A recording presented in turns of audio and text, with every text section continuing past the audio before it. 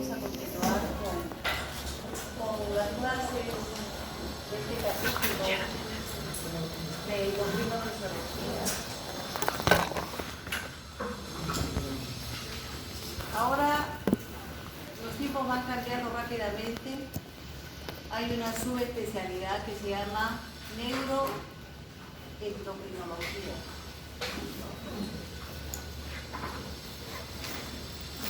Para ver la importancia que tiene el hipotálamo en el comando de todo el sistema endocrino. Todo gira alrededor del sistema nervioso. Si el hipotálamo, como dicen algunos autores, no existiera tampoco el ser humano, porque ahí se encuentra el centro de comando, se encuentran los centros más importantes, el centro, como vamos a ver hoy día, del control del medio interno.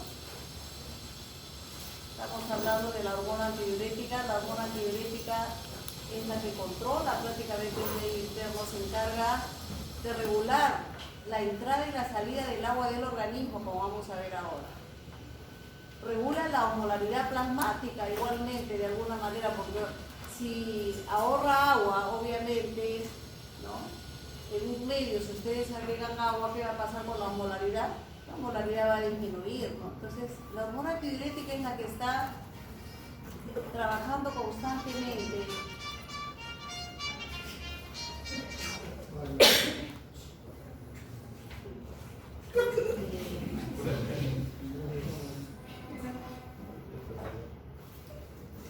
Entonces vamos a ver hoy día cómo trabajan las neuronas para regular todo lo que es el sistema endocrino. Seguramente más adelante les van a hablar lo que es la adenohipófisis y cómo la adenohipófisis está al mando de un sistema llamado eje, hipotálamo, hipófisis, órgano blanco. Ese es prácticamente el desarrollo de todo el capítulo de endocrino, fisiología. Hoy día me voy a encargar de la parte de la neurohipófisis.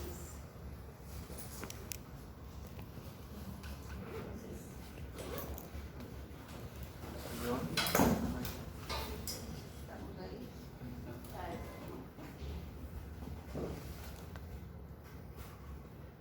¿Qué fue? ¿Sí?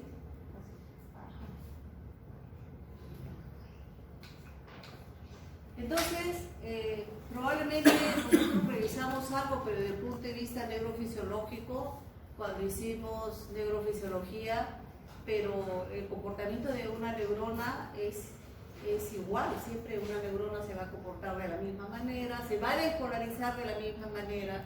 El asunto es que aquí, cuando una neurona se despolariza, lo que aparece es un neurotransmisor, pero que por actuar, ¿está fallando esto? No es la computadora en sí. Ah, ya. Entonces, este neurotransmisor, por actuar a larga distancia, va a recibir el nombre de hormona, ¿no? Fundamentalmente ese es el nombre, ¿no? Cuando un neurotransmisor actúa, sí está fallando. Pero vamos a ver, creo que es esto. Sí. ¿Eso es? ¿Es esto o es el proyector? Es el proyector. Es ese aparatito multimedia. Ajá. Ah. Entonces todo eso tendría que...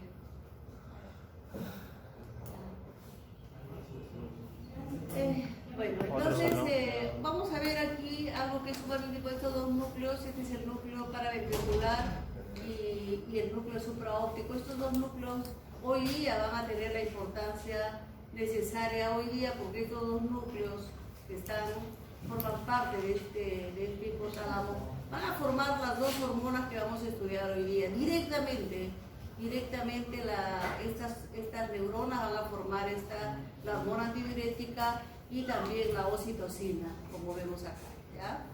Entonces, por eso hoy día vamos a estudiar estos núcleos. No olvidar que aquí aparece este sistema que se llama el sistema porta-hipofisiario, y este sistema porta-hipofisiario que ustedes están viendo acá es importante, sobre todo cuando se trata de la adenohipófisis en las otras. ¿Por qué? Porque algunos núcleos hipotalámicos van a depositar, ¿no? Van a depositar su producto, su hormona, la hormona liberadora, en ese sistema corticosterio que va a actuar en la adenohipófisis. Hoy día nosotros nos vamos a encargar directamente de la neurohipófisis.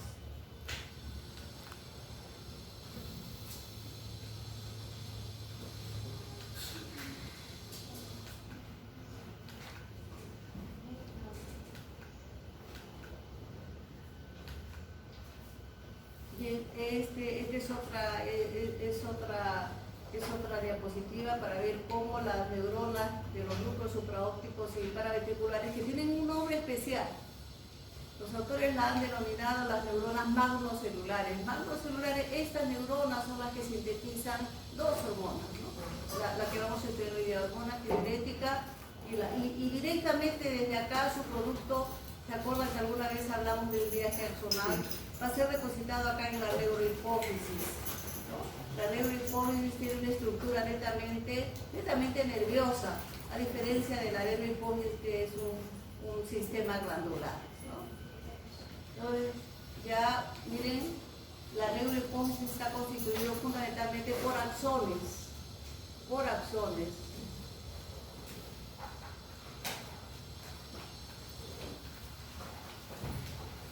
Acá está el núcleo paraventricular. El núcleo paraventricular habíamos dicho que producía esta famosa hormona que es la vasopresina o hormona antidiurética, más conocida como hormona antidiurética, ¿no? La arginina, la vasopresina, hormona antidiurética y la ocitocina, ¿no? Además, estos núcleos producen también otros neurotransmisores que se comportan como hormonas, por ejemplo, CRH, la hormona liberadora de la corticotrofina, ¿no es cierto?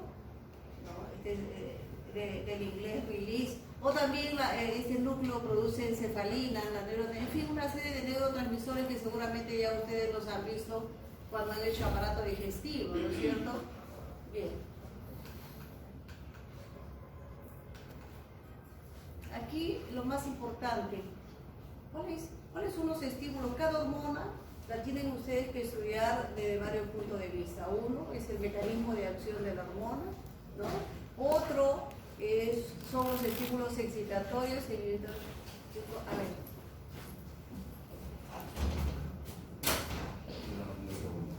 Un ratito y ya Señor Iván, ha estado fallando el proyector delante. Se está apagando y prendiendo. Ah, eso es lo que... Ah, entiendo. Ya.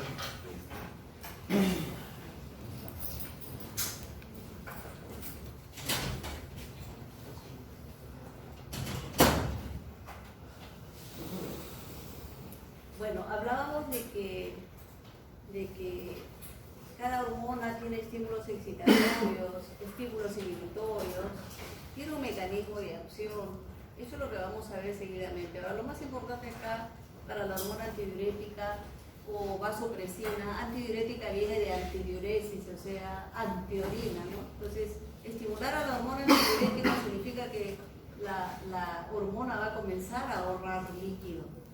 O sea, y ahorrar líquido para la hormona significa que no va a haber diuresis. No, esta persona no va a orinar. Entonces hay diferentes estímulos para incrementar la secreción de la hormona antidiurética. Por ejemplo, uno de los más importantes es la elevación de la presión osmótica plasmática. ¿A quién no le ha pasado? ¿A quién no nos ha pasado? ¿Por qué se eleva la presión osmótica plasmática? ¿Qué es lo que da? ¿Quién me dice qué le da? ¿Quién me dice? Ya estamos casi al final. Dice, no, casi no, ya estamos al final. ¿Quién me dice qué es lo que qué sustancia es la que le da la osmolaridad al plasma? Levante la mano, estamos conversando. De ese examen. A ver, ¿quién me dice? ¿Quién levanta la mano? A ver. Uno. Sí, efectivamente. Eso que tú le llamas la proteína, los fisiólogos la han enmarcado muy fácilmente con un nombre especial, ¿no? Y se llama ¿cómo? La presión oncótica. Pero yo estoy preguntando la presión osmótica. A ver, está levantando la mano. Una sustancia hipotónica. Sí. Ya. Alguien que levante más. Otro. ¿Quién me dice? A ver, ¿cuál de las mellizas se anima? ¿Qué velas? El sodio, por Dios. Una cosa tan elemental. El cloruro de sodio, algo que nosotros comemos todos los días. Aquella sopita que nosotros tomamos es precisamente, de alguna manera, contribuye a la osmolaridad plasmática. Estamos ingiriendo ahí cloruro de sodio. Ay, pero esto que parece tan sencillo no es tan sencillo. Muchas veces he visto llegar pacientes graves a la emergencia. ¿Graves por qué? Le hacemos dosaje de electrolitos y resulta que tiene el sodio bajo y tiene el cloro bajo y el paciente está casi para perder el conocimiento. ¿Cómo se llama eso? ¿Cómo se llama esa? Claro, ustedes no tienen por qué saberlo porque ustedes están... Pero vamos a aplicarlo. Eso se llama encefalopatía metabólica. El paciente no sabe dónde está. Generalmente es un anciano que tiene 70 años. Le preguntan, encefalopatía metabólica, totalmente desorientado. ¿Por qué? Porque está bajo el sodio y porque está bajo el cloro. Pero qué sencillo, ¿no? Poder como médico, ¿qué tratamiento le damos? Cloruro de sodio. Tenemos que reponer el cloruro de sodio y es tan fácil, el paciente despierta, ¿no? Y el paciente puede vivir muchos años más cuidando sus electrolitos. Es importante entonces el cloruro de sodio. La elevación de la presión entonces osmótica, ¿por qué se puede elevar? Cuando ustedes ingieren una comida salada, ejemplo. Exacto, un cevichito, ¿no? Generalmente al ceviche se le echa mucha sal, ¿no es cierto? Ese es el cloruro de sodio. Y si ustedes no ingieren líquido, y si solamente han comido el ceviche, como se lo comen con su papita o su camote, y no han tomado nada de líquido a la media hora, ¿qué pasa? Están desesperados. Están desesperados, ¿por qué? ¿Qué pasó? El cloruro de sodio ingresó al plasma, porque obviamente se lo han comido, las velocidades intestinales lo absorben y luego a nivel plasmático se elevó el cloruro de sodio. A propósito, ¿cuál es la osmolaridad plasmática? ¿Quién me dice? 288. 300, no. Qué bueno que hayan dicho diferentes valores. Uno dijo 288, 290, ¿no? Yo digo alrededor, porque varía la osmolaridad plasmática de acuerdo a los que nosotros ingiramos, ¿no? Si nosotros comemos abundante cloruro de sodio, la osmolaridad se eleva. Y si ingerimos abundante agua, la osmolaridad disminuye. Aproximadamente, digo aproximadamente, porque varía siempre, 300 miliosmoles, ¿no es cierto? Más o menos, va a variar, ¿de acuerdo? ¿No? ¿Y por qué va a variar? Porque también de alguna manera aquí la hormona antidiurética tiene que ver con la osmolaridad plasmática. La hormona antidiurética se eleva entonces, ¿no? Se incrementa la secreción por estas neuronas cuando hay una hiperosmolaridad. Obviamente cuando hay una hiperosmolaridad estamos desesperados por agua, ¿no? ¿No es cierto? Después de comerse un ceviche, después de comer un pescado, y si no han tomado líquido es una desesperación tremenda por agua, ¿no? Bien, entonces la elevación de la presión osmótica, ¿no? Igual, esto así como también la eleva el cloruro de sodio, igual también el exceso de glucosa, un coma diabético, por ejemplo, por eso los pacientes diabéticos que tienen una hiperosmolaridad están desesperados por agua, ¿no? Para bebiendo grandes cantidades de agua. Otra cosa importante, entonces, la disminución del volumen, eso se llama como hipovolemia. La hipovolemia también es otro estímulo para elevar. Es decir, por ejemplo, si una persona sufre un accidente, vamos a suponer, tiene una fractura de húmero y pierde abundante sangre,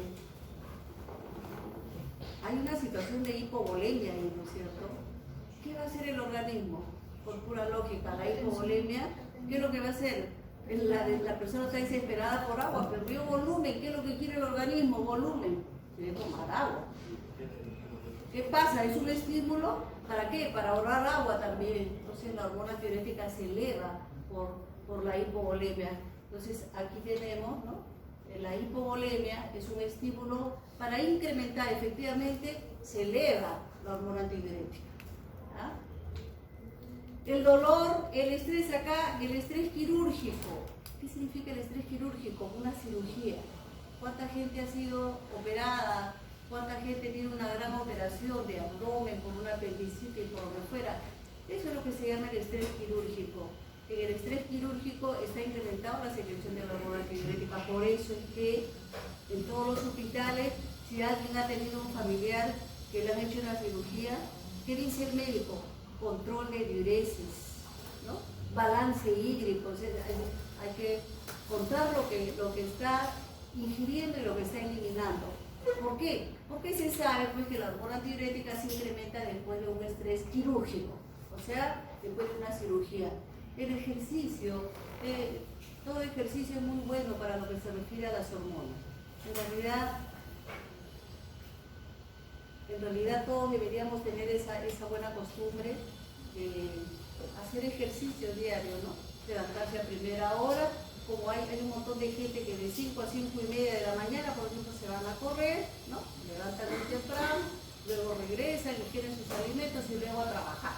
Ese es un excelente hábito que casi los médicos no lo tienen, ¿no? Y los estudiantes de medicina no creo que tampoco hagan eso, no lo sé. Levante la mano quien hace eso, quien tiene ese hábito. ¿Alguien? ¿Alguno que levante la mano? Bien difícil, ¿no? Por eso digo, los médicos generalmente no tienen esa costumbre. Vómitos, obviamente, si ustedes están perdiendo líquido, náuseas y vómitos, si están perdiendo líquido, grandes cantidades de ácido clorhídrico, van a querer miccionar, obviamente el organismo quiere ahorrar agua. Es otro mecanismo para elevar la secreción de la hormona antidiurética, ¿no? El estar de pie. Parece mentira, ¿no? Qué importante es el estar de pie. Es tan importante, aunque a ustedes no les parezca importante, porque todavía son jóvenes, pero para todo paciente es sumamente importante. El paciente que está en edema, paciente que está en una situación, por ejemplo, de insuficiencia renal que está comenzando y está con un edema generalizado, lo primero que ustedes le dicen, señor, échese en su cama. Eso significa el decúbito, echarse en cama. Eso va a hacer que el paciente baje de peso, va a comenzar a orinar. ¿Por qué? Porque el decúbito es lo opuesto a estar de pie. El decúbito disminuye la secreción de la hormona antidiurética.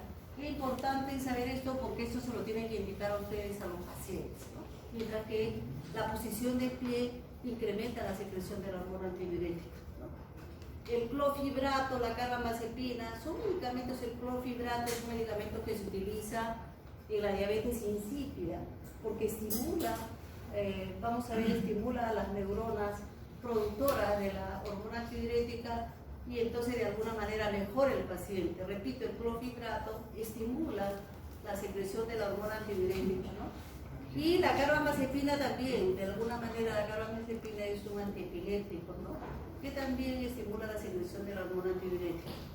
La angiotensina 2 es una sustancia muy conocida, sumamente conocida por las industrias farmacéuticas, porque la angiotensina produce hipertensión arterial. Entonces, ¿qué hacen las industrias? Trabajan con animalitos de experimentación, les inyectan la angiotensina y cuando el animalito está con hipertensión, comienzan a aplicar sus productos para bajar la presión arterial, ¿no es cierto? Entonces, la angiotensina 2 también incrementa la secreción de la hormona antidiurética, eleva la presión arterial, ¿no? La disminuye en todo lo opuesto. En este caso, la disminución de la presión osmótica, ¿no? La hipervolemia, el tomar abundante líquido. Seguramente van a hacer una práctica ustedes en que van a tomar líquido, van a tomar 1 litro de agua y luego a la media hora después de haber tomado más de 1 litro de agua comienzan a ir todos al baño, ¿no? ¿Al baño por qué? Porque han tomado tanta agua que comienzan a eliminar el agua. Eso es por hipervolemia. El alcohol es muy dañino, ¿no? Sumamente dañino.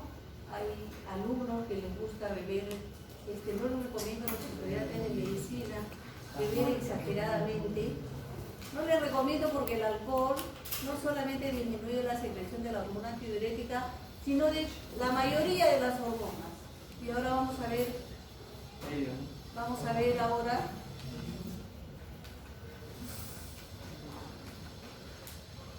acá está lo que les decía, ¿no?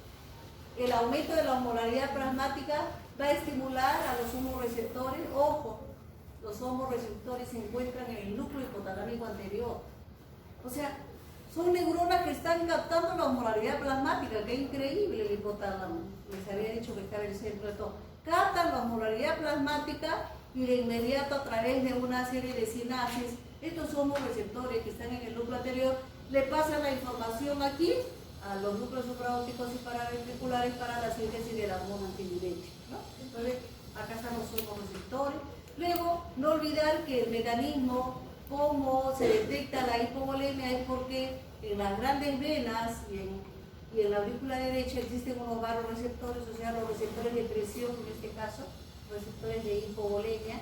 Estos receptores, ¿no?, lo que van a hacer también igualmente van a informar al hipotálamo para que se produzca la hormona antidiurética, ¿no es cierto? ¿No? En algunos casos, acá está el estímulo de la sed. Recuerden que también hay un núcleo de la sed. El núcleo de la sed está al lado del núcleo para el hambre. ¿Estamos hablando de qué? Estamos hablando del hipotálamo dorsal, ¿no es cierto?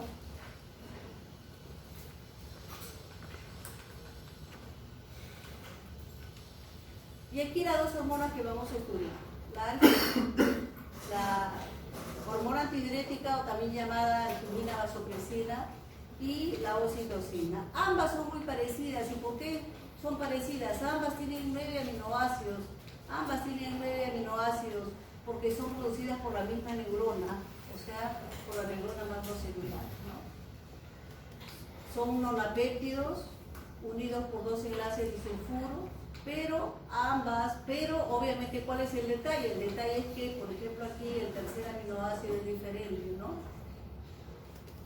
Aquí el tercer aminoácido es totalmente diferente. Vamos a ver cuál otro aminoácido es diferente, por ejemplo, el número 8, mientras que aquí es la arginina, aquí es la leucina, ¿no es cierto? Entonces, esa es la única diferencia. Son muy parecidos, pero obviamente esos dos aminoácidos ya le cambian totalmente la función, ¿no?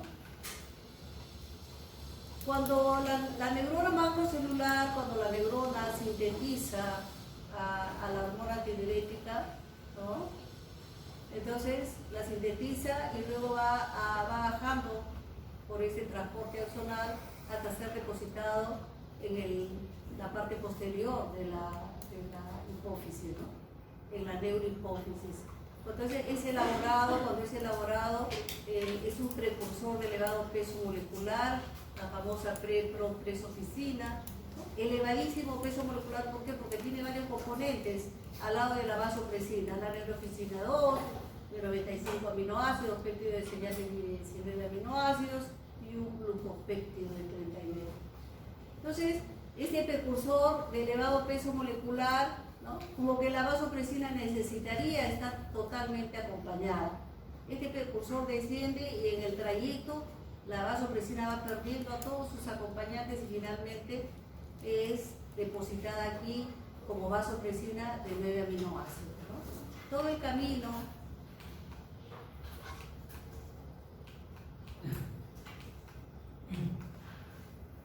esto es interesante, como la vida media es de 18 minutos.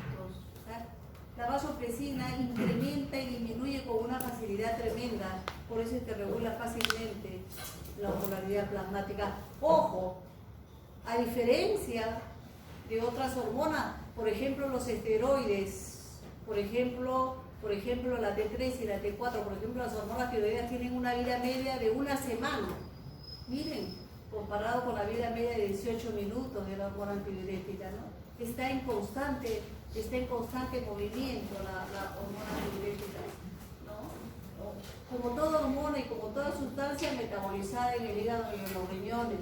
Eso es la mayoría de las hormonas son metabolizadas en el hígado y los riñones.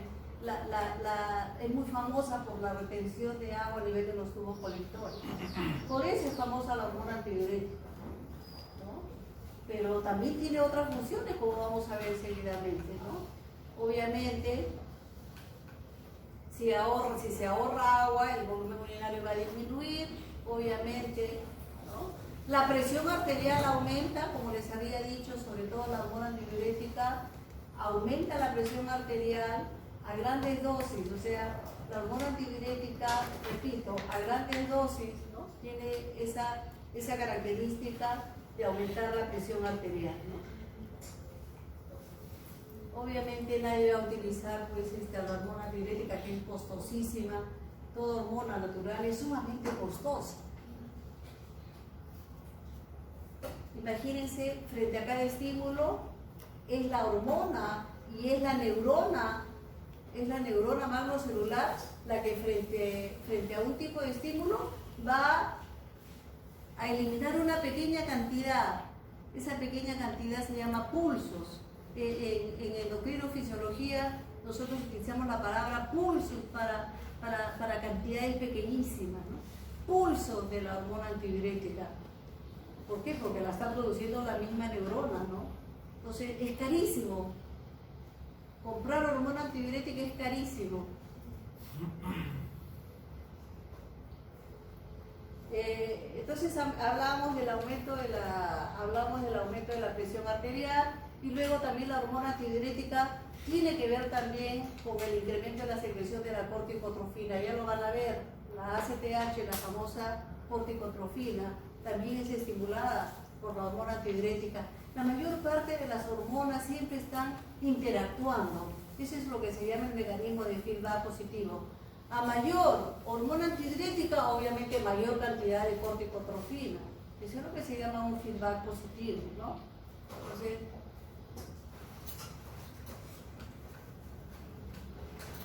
o sea que la hormona antidiurética estimula la producción de la corticotrofina. Y lo más importante, ¿cómo es que la hormona antidiurética actúa en los receptores? ¿Cómo es el mecanismo de acción? ¿Cómo es el mecanismo de acción? La cantidad de receptores que tiene la hormona antidiurética, receptores B1, que hemos dicho que son los que se encuentran en los vasos sanguíneos. Habíamos hablado de que la hormona antidiurética eleva la presión arterial. Ya pues, pero ¿cómo la eleva? ¿Por qué? ¿Por qué? Porque pues, la hormona antidiurética tiene receptores en el músculo liso de los vasos sanguíneos. Acá están los receptores que se encuentran en los receptores tipo B1, fundamentalmente, y ahora vamos a ver específicamente, ¿no? ¿Y por qué se aumenta la contracción del músculo liso? Porque obviamente este receptor está acoplado a una proteína G de tipo GQ. Ya por neurofisiología sabemos que cuando está GQ de por medio se está incrementando ¿qué? El trifosfato de inositol, el glicerol, y el trifosfato de inositol tiene que ver con ¿qué? Con la contracción del músculo, ¿no? Sea liso, sea cardíaco, sea esquelético. Entonces por eso es que para incrementar la presión arterial en el músculo liso se encuentran receptores de tipo B1. Luego tenemos acá los receptores de tipo B2, que son los más famosos. Habíamos hablado, estos se encuentran en los tubos colectores, estos receptores B2, ¿no? Y el mecanismo de acción es que actúan sobre, ¿no? La adenosiclasa y aumentan el AMP cíclico intracelular, ¿no es cierto? Y finalmente se aumenta la permeabilidad, ¿no? Del tubo colector para el ahorro de agua. No solamente es agua, sino también urea y algunos otros solutos, ¿no? Entonces ahí están todos los receptores involucrados en la hormona antidiurética.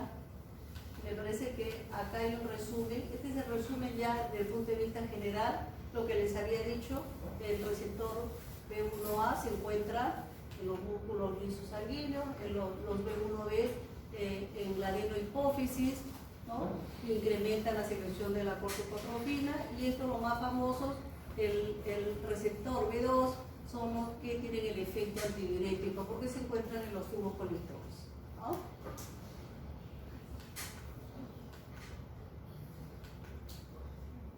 Este es un resumen de lo que hemos dicho hasta ahora, cómo los hormoreceptores, ¿no?, en comunicación con los núcleos supraópticos y paraventriculares producen la secreción de la hormona antidiurética.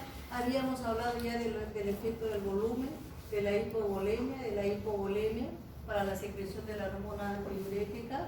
Ya habíamos hablado de esto y simplemente este es el resumen de lo que hemos hecho hasta ahora, ¿no? Y la angiotensina 2, que por supuesto se incrementa siempre que hay una situación de hipovolemia, de hipotensión. ¿Para qué? Para aumentar la presión arterial, ¿no? Entonces,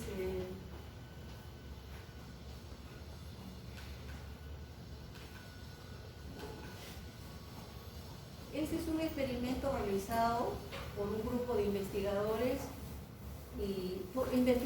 que estaban bajo el pago de una industria farmacéutica, ¿no? Por eso es que hicieron este trabajo de investigación para ver en qué consistía, por qué la angiotensina 2, por qué elevaba la presión arterial, ¿no? Este es un estudio de varios años y obviamente se dieron cuenta que en el hormoreceptor, miren, ¿no?, en el la célula hormoreceptora que estaba a nivel hipotalámico, se dieron cuenta de que había un número aumentado, se habían aumentado el número de canales de sodio, ¿no? Y es más, hasta el tamaño de los canales se había incrementado, con lo cual muy fácilmente ingresaba mayor cantidad de sodio para despolarización, para despolarizar a esta célula del núcleo anterior del hipotálamo, que funcionaba como célula hormoreceptora, ¿no? Entonces, esto es lo que hace, ¿no?, la angiotensina 2, y este es el mecanismo cómo se eleva la presión arterial, ¿no? Como se ha demostrado ahora, ¿no?, que se incrementa el número y el tamaño de los canales de sodio.